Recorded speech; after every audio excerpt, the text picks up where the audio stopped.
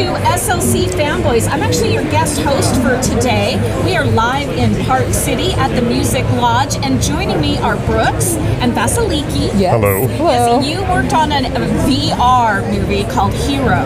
Yes. So, first of all, VR is like really starting to come into its own. This is a new, well, it's not a new technology per se, but it's something newer in the movie industry. So tell me a little bit about your movie Hero, and then we'll get into more questions about VR. Yeah, it's a super unique piece. It's somewhere in between film and game. So we use a game engine, but we don't sit around and have people shoot things in the face, have objectives, try to save the princess, or any of those types of things. Okay. Instead, we use the game engine as a way to transport a person to somewhere else on the planet. And it's something that a lot of people have strived for. It's kind of the goal of all media. In theory, the artist side of things, you try to impress emotions on people and try to really affect them and change the way they think about things. And we wanted to see how far VR as a medium itself could do that. So we give you a chance while you're in Park City to step through a doorway into Syria, and you go through an event there. And that's all we'll say about the specific experience. Now, well, you don't tell me the specifics, but are we talking like modern time Syria, like right now? Contemporary today. Could be this week, especially with everything that's currently happening there in the last few days, for sure. Okay. And how does this impact a viewer? Well, the participants we've seen gone through so far, the impact has been really profound, and I think it's been working on so many different levels. People are connecting with the place and time, the moments that we put them in, but also it becomes a very unique personal journey to them. And so we're just really astounded by the amazing, profound results that we're seeing. From the simplest responses where people just need a moment to sit, all the way to people fully breaking down and crying in the middle of the experience. So does it, now if I go in and I put on the VR headset, am I going to be able to interact with the environment there? Yes. It's one of the very unique things that we have is actually the entire environment that you pass through is built out in the real world. It doesn't look the same in the real world, but it's one of those things that it definitely feels the same as the virtual world. And we take that very far with smell and temperature and air and particle effects and vibration and heat. We have a fire that you get to feel and a lot of things like that we really want, again, we wanted to push as far as we could with the idea of what does it take to truly transport someone. So do you walk, as a viewer, am I walking around this? Okay. So this right now, this particular one, I wouldn't necessarily be able to take it to my house. No. No. Okay. This is an exclusive sort of limited engagement event, and which is why we're so excited, and we want to encourage anyone who's at Sundance to come and see it, because absolutely, we can't announce where it's going to go next, but it's here now for 10 days until the 27th.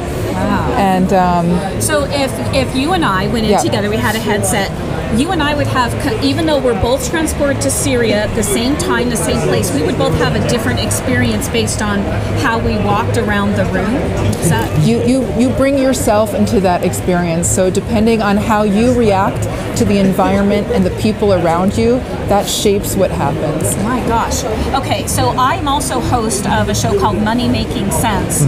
So you're talking about this, and I'm seeing the dollar bills rack up here. I mean, how much is it to bring that type of experience where it's completely different for whoever has the headset on? What does this cost? Well, it's not $20, but it's not nearly as expensive as people think. It's one of the beauties of what we've done in kind of this collaboration.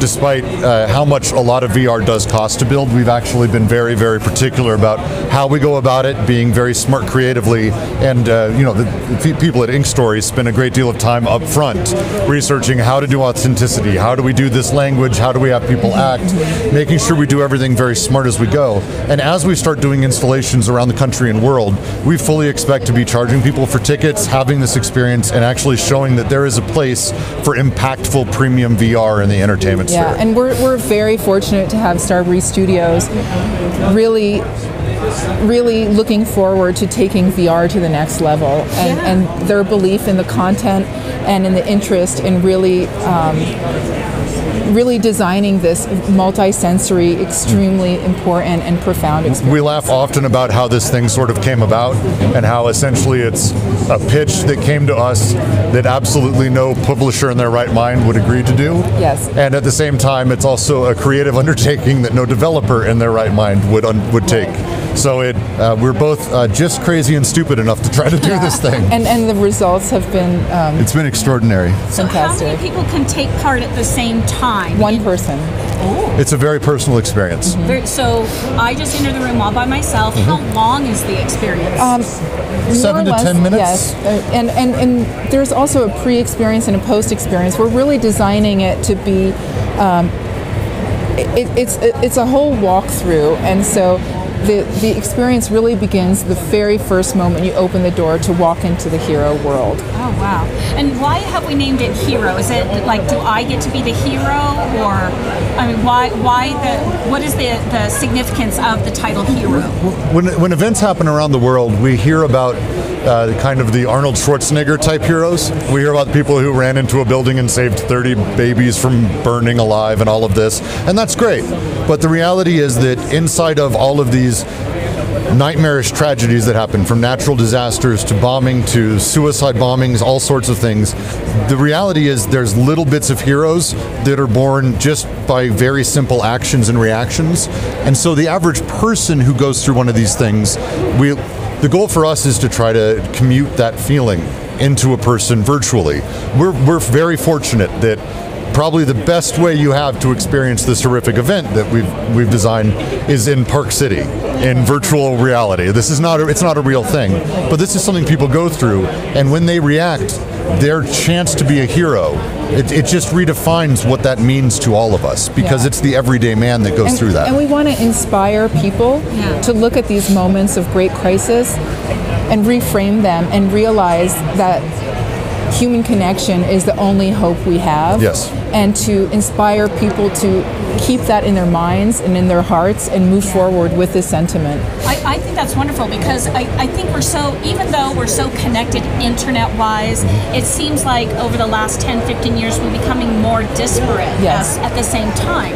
People are tuning in only to those things that they're interested in. Right. So you've got this great big huge internet, and we're all getting more isolated, which is sad. Yes. But VR is really, I mean, that is the wave of the future, and I think this is a wonderful project to bring people back closer and sort of reconnect with each other. Yeah, the deep connections. The Winning Stories began doing the motion capture and deciding, because there's a number of characters in the entire experience. They didn't go about just designing some characters and building them. They found people who were actually refugees from Syria, who some of them had been through very similar things as to this, and their performances are not only extraordinary, but we were able to do full facial capture, body capture, motion capture, voice capture, and so you actually get imparted that true connection to another person in an extremely unique way. Oh my gosh! Do you have more in the pipe? Like you've gone to other places and you're developing those so that we can have other experiences? I think we've got a million things on the plate for that. Right now, our big focus is trying to get the concept of this premium VR and this new way VR is being done. What we're doing is something I have never seen. I've been doing this for a very long time. Trying to get people to understand that VR is, despite it being a solo experience, it can have a deep human connection because it's you going through it. You're not watching a movie and seeing someone else's experience. You're not playing a video game pretending to be Geralt, Witcher of Rivia, and all of this. It's actually just you. It's Brooks, and you're Brooks in a square in Syria. Do you see this moving into the home single, like maybe I can move around my home and still have that type of experience if I purchase the program? In theory, someday, but for the time being, really where technology's at and where we need to enable content creators like Ink Stories is by giving them the chance to do these premium installations. It's really where the power is right now. And where do you see the price tag? Like for me to come in, let's not here at Sundance, but if once you get it up and going, or wherever your next place is that we can't say, how much am I going to pay to walk in the door to see that? I think, all of that's still to be determined, but we're inspired by Inaratu's piece at the LACMA. It's an extraordinary chance to take part in something that is that premium VR, and he was doing exceptionally well. I believe straight year, sold out at $60, $70 tickets. Oh, wow. And so the ability to do these things and actually have it be impactful and have it be a thing that isn't just a cost sink and a place where people lose money is pretty amazing, actually. So how much did you invest in all of this, in this film? Good try. Lips are sealed. Good try. Okay. It's on par with our other VR experiences, and we don't spend a ton. Starbreeze has a sort of long history of being very smart with its money and how we spend. We're not talking about the millions of dollars by any stretch of the imagination. So we're talking about the hundreds of thousands. And we made a lot of dollars stretch. We did stretch them really far. There's a lot of heart and soul and long hours. Okay, that's what I like. That's my show. But the headsets, is that the $900 headset, or we can get some now they're like $200? The headset we're using is actually the Starbreeze headset. We invented a headset called the Star VR that's 5K, extremely wide field of view, full field of view rather than like this.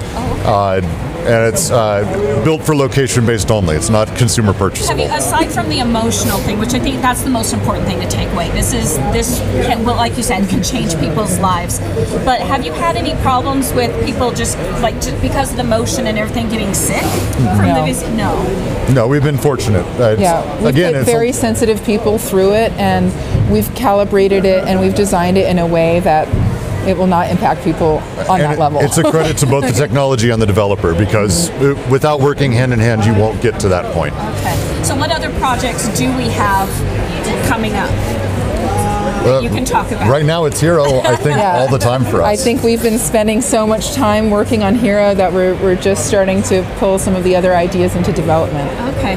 Have you thought about possibly going back in time making something where you go back to medieval times? The possibilities are endless. However, I think we very much are interested. I mean, everyone has their own point of interest, but we believe in telling people's story, and putting people in authentic, real moments is very powerful. Exposing people to things they wouldn't get otherwise. My dad hates that I use him as the example, but I was born and raised in Denver, and getting him to travel to LA to visit me is enough of a task.